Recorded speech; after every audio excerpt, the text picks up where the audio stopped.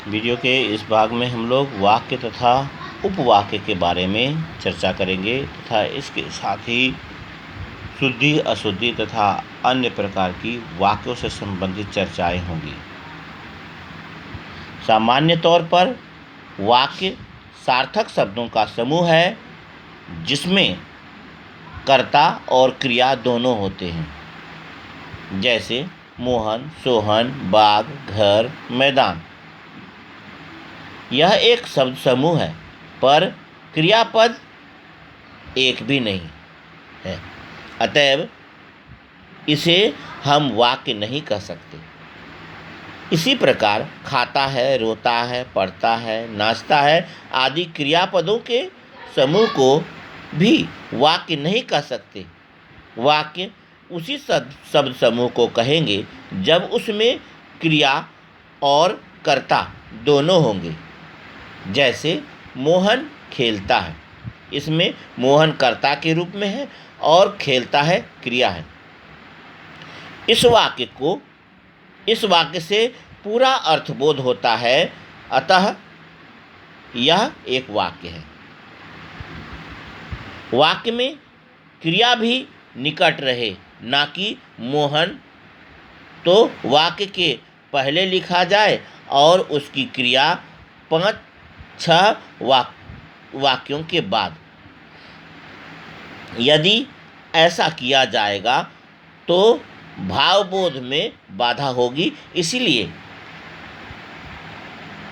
कर्ता और क्रिया को अपनी अपनी जगह पास ही होना चाहिए।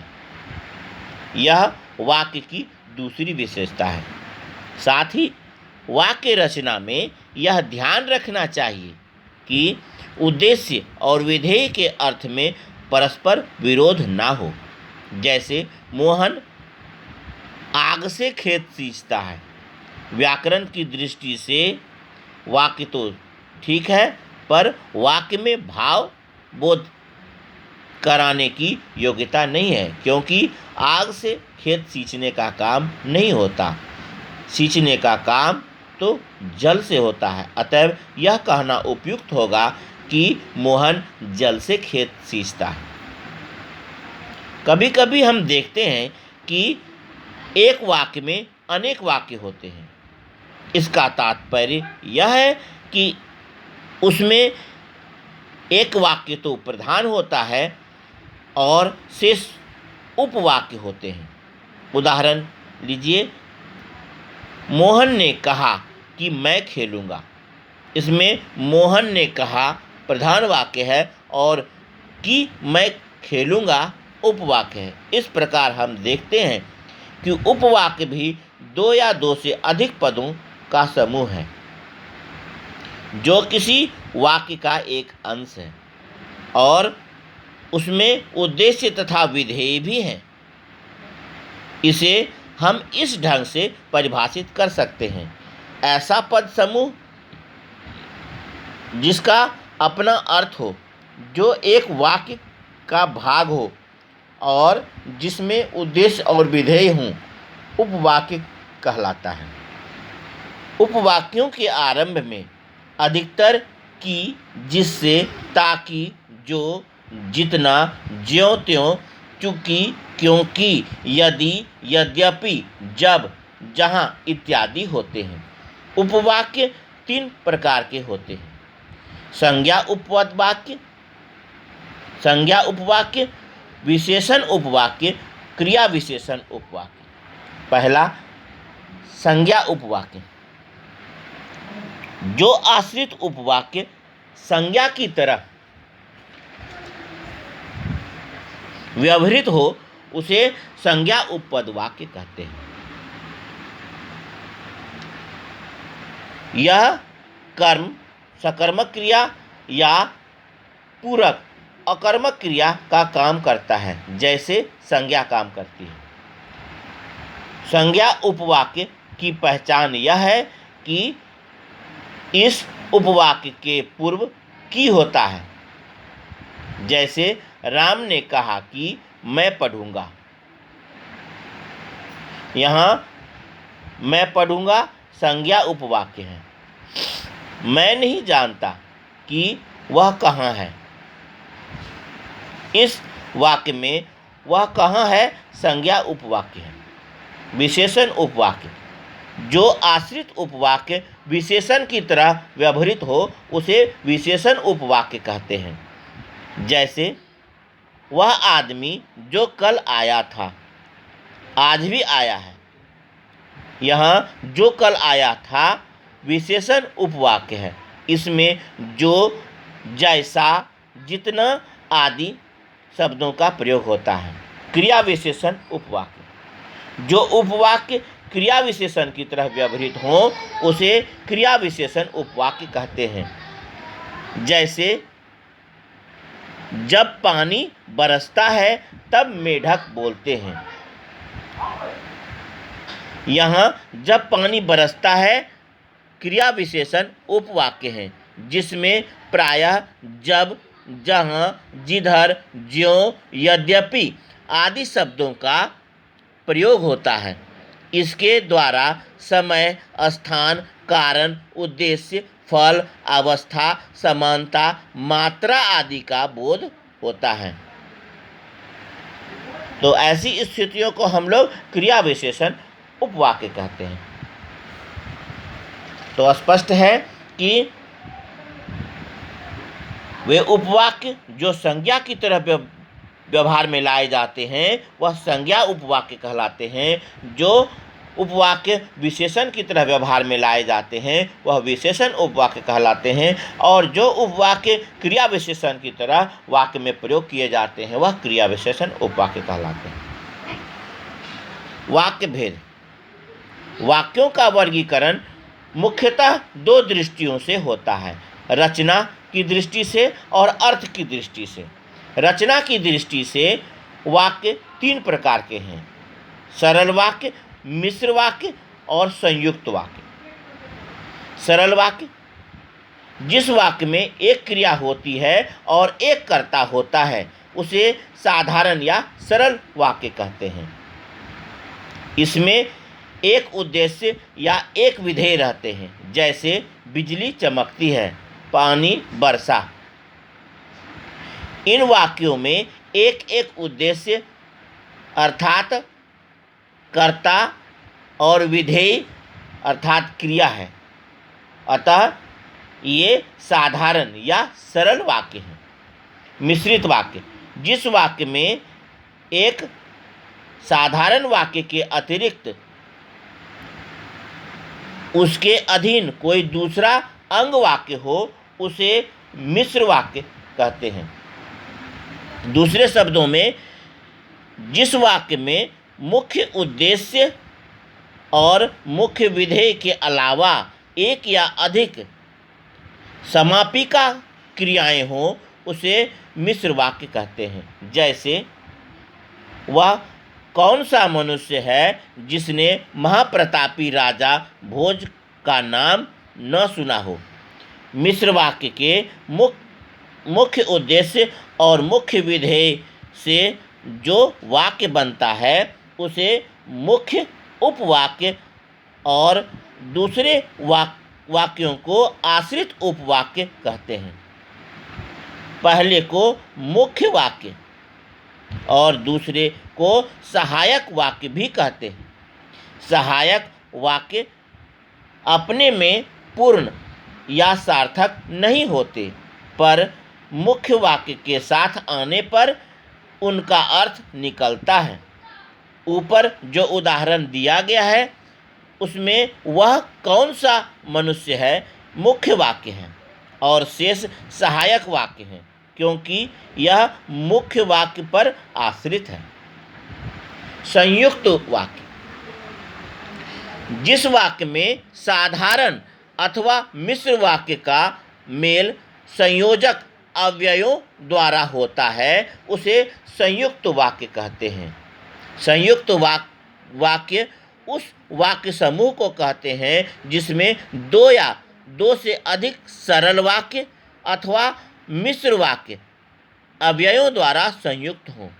इस प्रकार के वाक्य लंबे और आपस में उलझे होते हैं। जैसे मैं रोटी खाकर लेटा कि पेट में दर्द होने लगा और पेट का दर्द इतना बढ़ा कि तुरंत डॉक्टर को बुलाना पड़ा। इस लंबे वाक्य में संयोजक और है जिसके द्वारा दो मिश्रित वाक्यों को मिलाकर संयुक्त वाक्य बनाया गया है। इसी प्रकार मैं आया और वह गया। इस वाक्य में दो सरल वाक्यों को जोड़ने वाला संयोजक और है।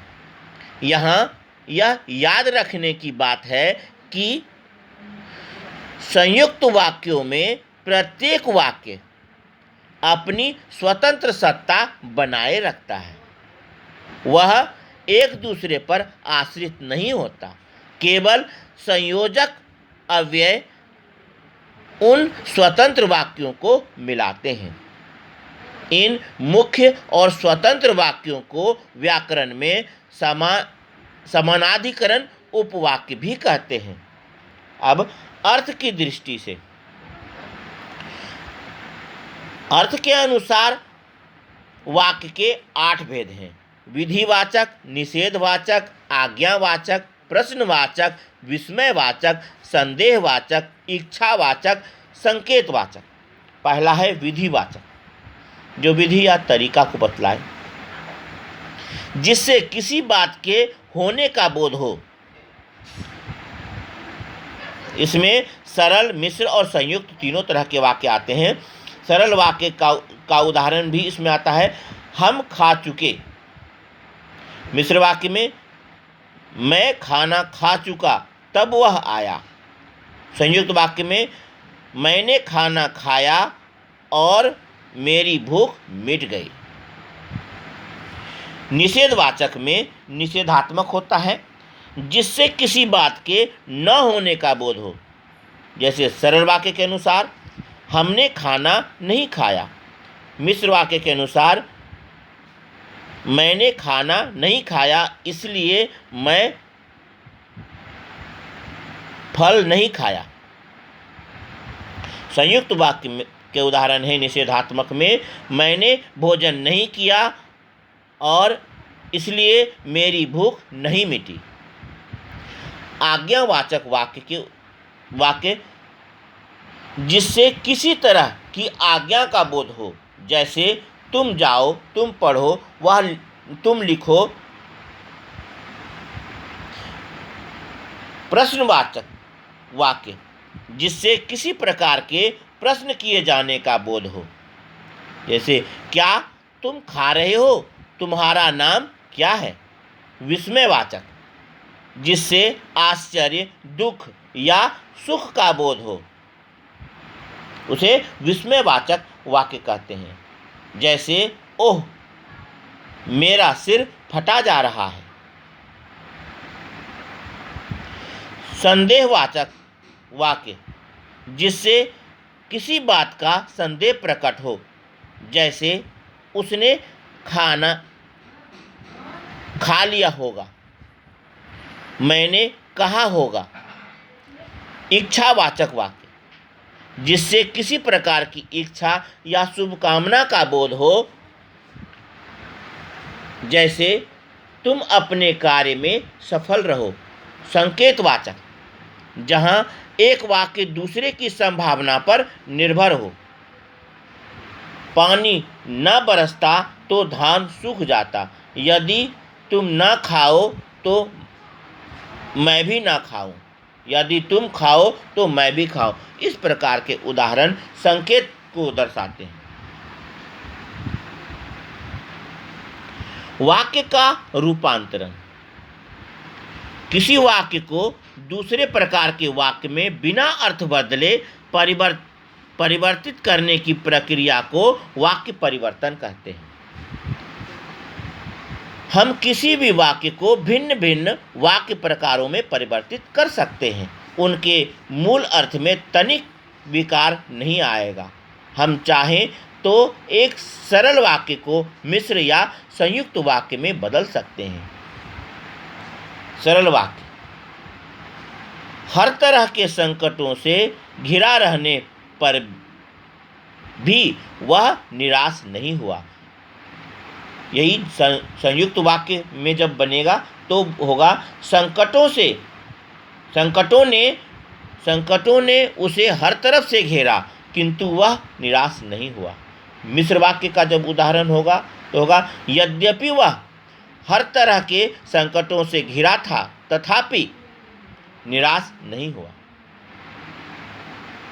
वाक्य परिवर्तन करते समय एक बात खास तौर पर ध्यान रखनी चाहिए कि वाक्य का मूल अर्थ किसी भी हालत में विकृत ना हो। यहाँ कुछ और उदाहरण देकर विषय को स्पष्ट किया जाता है। सरल वाक्य से मिश्र वाक्य। सरल वाक्य में उसने अपने मित्र का पुस्तकालय खरीदा। मिश्र वाक्य में होगा उसने उस पुस्तकालय को खरीदा जो उसके मित्र का था। सरल वाक्य में अच्छे लड़के परिश्रमी होते हैं। मिश्र वाक्य में वह होगा जो लड़के अच्छे होते हैं वे परिश्रमी होते हैं। सरल वाक्य का उदाहरण है लोकप्रिय कवि का सम्मान सभी करते हैं। मिश्र वाक्य में वह बनेगा जो कवि लोकप्रिय होता है उसका सभी सम्मान करते हैं। सरल वाक्य से संयुक्त वाक्य। सरल वाक्य अस्वस्थ रहने के कारण वह परीक्षा में सफल न हो सका। संयुक्त वाक्य में वह अस्वस्थ था और इसलिए परीक्षा में सफल न हो सका। सरल वाक्य का उदाहरण है सूर्योदय होने पर कुहासा जाता रहा। संयुक्त वाक्य में होगा सूर्योदय हुआ और कुहासा जाता रहा। सरल वाक्य में गरीब को लूटने के अतिरिक्त उसने उसकी हत्या भी कर दी। संयुक्त वाक्य में बनेगा उसने न केवल गरीब को लूटा बल्कि उसकी हत्या भी कर दी। मिश्र वाक्य से सरल वाक्य। मिश्र वाक्य का उदाहरण है उसने कहा कि मैं निर्दोष हूँ। सरल वाक्य में बनेगा उसने अपने को निर्दोष घोषित किया। मिश्र वाक्य का उदाहरण है मुझे बताओ कि तुम्हारा जन्म कब और कहाँ हुआ था। सरल वाक्य में जब यह होगा तो बनेगा तुम मुझे अपने जन्म का समय और स्थान बताओ। मिश्र वाक्य का उदाहरण है जो छात्र परिश्रम करेंगे उन्हें सफलता अवश्य मिलेगी। यह सरल वाक्य में जब बनेगा तो होगा परिश्रमी छात्र अवश्य सफल होंगे। अब है कर्तृवाचक और कर्मवाचक। कर्तृवाचक वाक्य लड़का रोटी खाता है। कर्मवाच्य में लड़के से रोटी खाई जाती है। कर्तृवाचक में तुम व्याकरण पढ़ाते हो। कर्मवाच्य में तुमसे व्याकरण पढ़ाया जाता है। कर्तृवाच्य में मोहन गीत गाता है। कर्मवाच्य में मोहन से गीत गाया जाता है। विधिवाचक से निषेधवाचक। विधिवाचक वाक्य वह मुझसे बड़ा है। निषेधवाचक में मैं उससे बड़ा नहीं हूँ। विधिवाचक वाक्य में अपने देश के लिए हरेक भारतीय अपनी जान देगा। निषेधवाचक में अपने देश के लिए कौन भारतीय अपनी जान न देगा।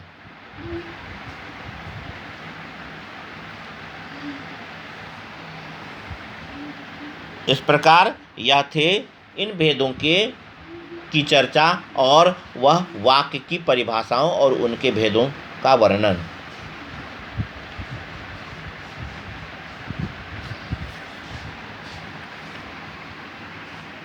शेष भाग अगले अंक में। धन्यवाद।